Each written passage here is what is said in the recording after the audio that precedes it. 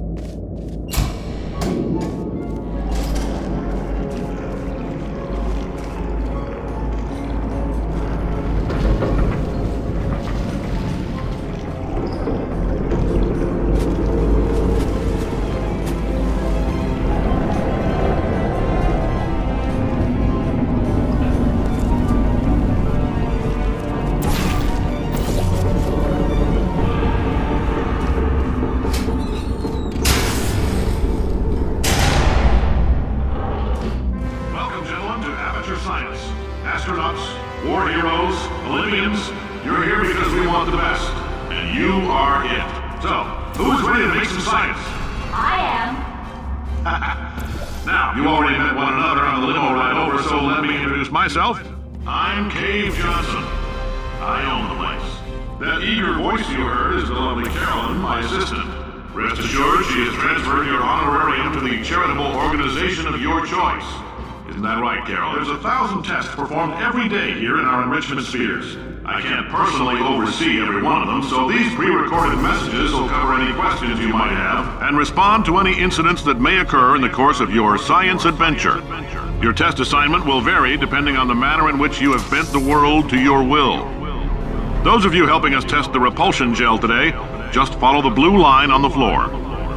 Those of you who volunteered to be injected with praying mantis DNA, I've got some good news and some bad news. Bad news is we're postponing those tests indefinitely. Good news is we've got a much better test for you, fighting an army of mantis men. Pick up a rifle and follow the yellow line. You'll know when the test starts.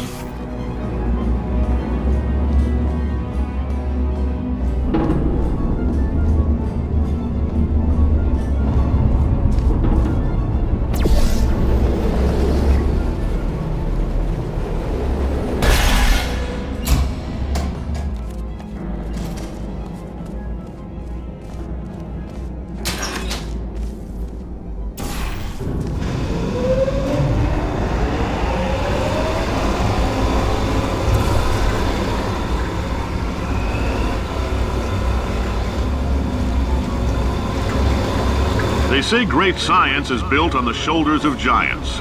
Not here. At Aperture, we do all our science from scratch. No hand-holding.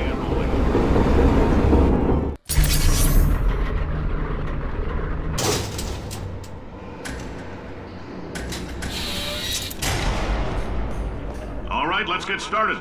This first test involves something the lab boys call repulsion gel. You're not part of the control group, by the way. You get the gel. Last poor son of a gun got blue paint. All joking aside, that did happen. Broke every bone in his legs. Tragic, but informative. Or so I'm told.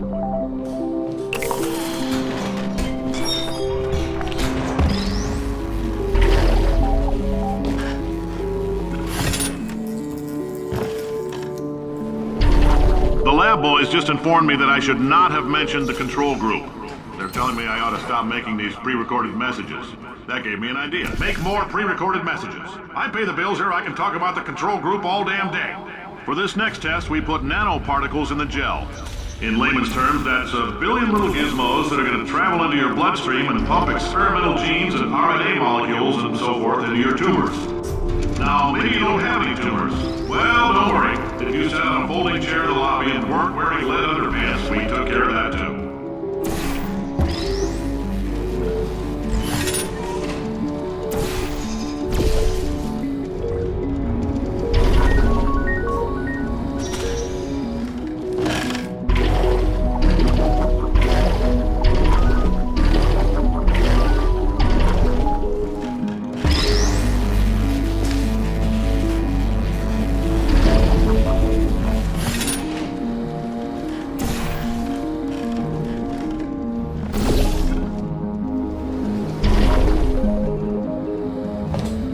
Oh, in case you got covered in that repulsion gel, here's some advice the lab boys gave me. Do not get covered in the repulsion gel. We haven't entirely nailed down what element it is yet, but I'll tell you this, it's a lively one, and it does not like the human skeleton.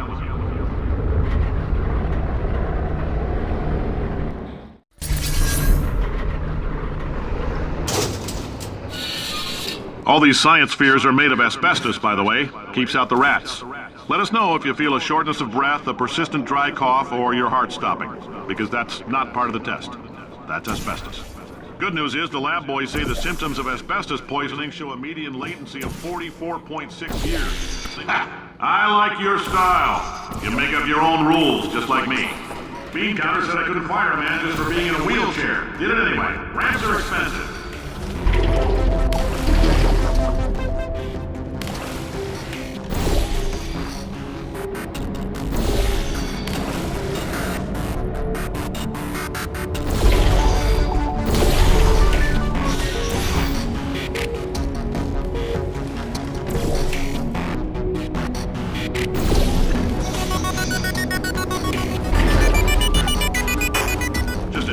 That coffee we gave you earlier had fluorescent calcium in it so we can track the neuronal activity in your brain.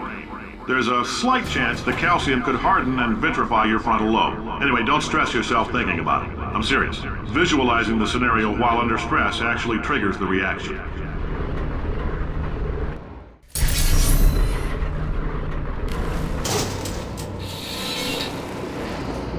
Now, if you're part of control group Kepler-7, we implanted a tiny microchip about the size of a postcard into your skull. Most likely you've forgotten it's even there. But if it starts vibrating and beeping during this next test, let us know. Because that means it's about to hit 500 degrees, so we're going to need to go ahead and get that out of you pretty fast. I'm telling them, keep your pants on. All right, this next test may involve trace amounts of time travel. So, word of advice, if you meet yourself on the testing track, don't make eye contact. Lab boys tell me that'll wipe out time. Entirely. Forward and backward. So, do both of yourselves a favor and just let that handsome devil go about his business.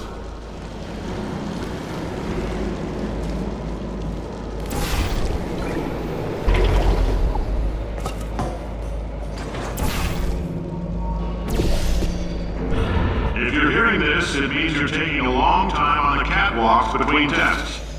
The lab boys say that might be a fear reaction. I'm no psychiatrist, but coming from a bunch of eggheads who wouldn't recognize the thrill of danger if it walked up and snapped their little pink bras, that sounds like projection. They didn't fly into space, storm a beach, or bring back the gold. No, sir, we did. It's you and me against the world, son. I like your grit. Hustle could use some work, though. Now let's solve this thing.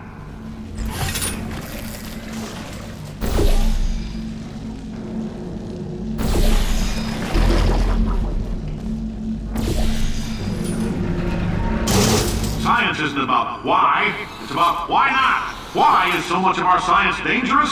Why not marry safe science if you love it so much? In fact, why not invent a special safety door that won't hit you on the butt on the way out, because you are fired. Now you test subject, you're doing fine. Yes, you, box your stuff. Out the front door, parking lot, car, goodbye.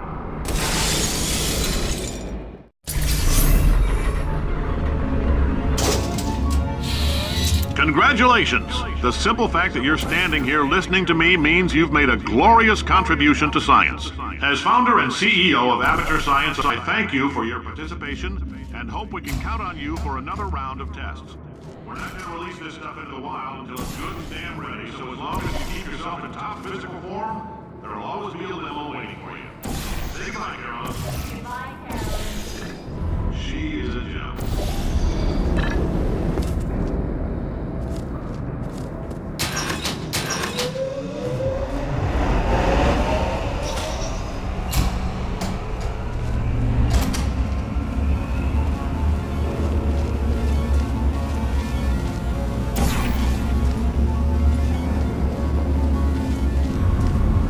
Greetings, friend. I'm Cave Johnson, CEO of Aperture Science.